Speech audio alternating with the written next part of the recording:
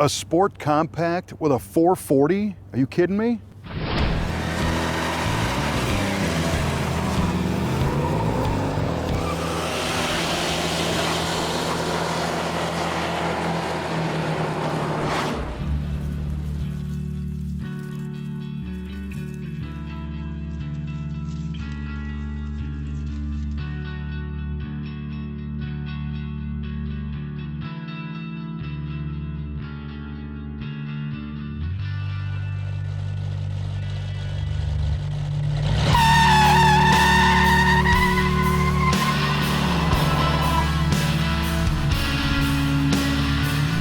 The Dodge Challenger was created solely to compete with the likes of the Chevrolet Camaro and the Ford Mustang in the pony car class. And although this one is a bruiser, it represents the small line of cars from Dodge in 1971. Dodge actually called the Challenger's market segment the sports compact segment. Interesting to see how that term has evolved. You'd never find a sports compact with a 440 under the hood today.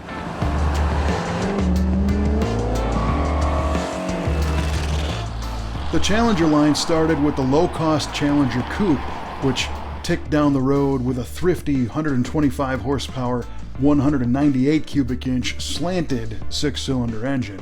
And moving to the top of the line, you land on the RT model, like our feature car. The RT came standard with a 300 horsepower, 383 Magnum V8, but ours was ordered with the multi-carbed 440 and a parts list selected for the drag strip. This Challenger RT has a great driveline for drag racing, starting with the Shaker hood scoop fed 440 6-pack V8. It's hooked to a 727 automatic trans with a right torque converter.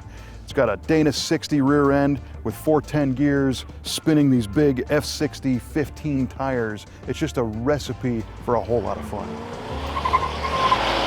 It's common today to think of the 426 Hemi as the pinnacle of Dodge performance, but if you wanted a high-powered, torquey big block that was strong enough to take daily beatings, well then the 440 was a hot ticket. Shotgunning fuel through 3 two-barrel 6-pack carburetors, the 440 squeezed the mixture with a 10.3-to-1 compression ratio under cast iron heads and turned it into 385 horsepower at 4,700 RPM and 330 pound-feet of torque at the same engine speed. And although it only had 2-bolt main caps, they were meaty, so the 440 block was strong enough to support the forged crank and beefed up connecting rods.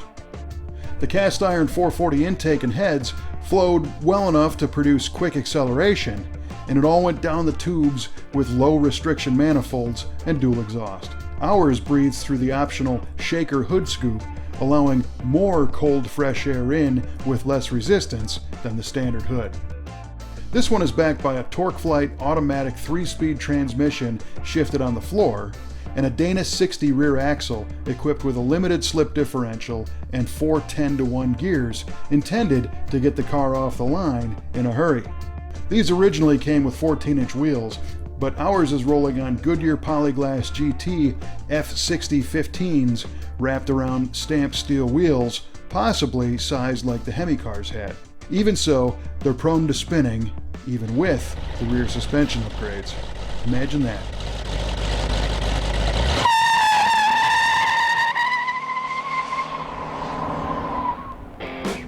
New 1971 Dodge Challenger RTs with 446 packs were good for low 14-second quarter-mile times the very day you brought it home. And like a lot of cars of the day, these really responded well to stickier tires, ignition tuning, headers, and other go-fast modifications. For many, the 12s were only a weekend of wrenching away. Challenger RTs benefited from a more rigid structure with the inclusion of the convertible body, torque boxes, and steel reinforcements, and the suspension received stiffer torsion bars and an oversized sway bar up front, and the rear got heavy-duty springs. Firm ride shocks were an upgrade for Dodge. The cockpit of our 71 feels a bit bigger than the Mustang and Camaro, and it's outfitted with rally gauges and a clock, and the TorqueFlite shifter commands from the center console. A cabin heater is really the only doodad on board, and the windows are controlled by cranks. 121 446-pack Challengers rolled off the line for 1971, and although the size is similar to a Camaro and Mustang, this Challenger seems more imposing. The code V6V Dayglow orange stripe is more of a warning than a styling accent, kind of like the equivalent of muscle car caution tape. A deck lid mounted spoiler adds to the aggressive look. The black steel wheels and hubcaps add to the rolled up sleeves look of the car, and the stance seems to ask, "What are you looking at?"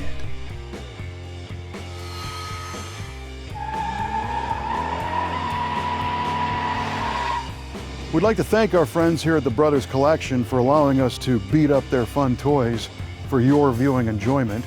And if you like this stuff, click all the like and subscribe buttons you can, and we'll keep making more episodes of Muscle Car of the Week.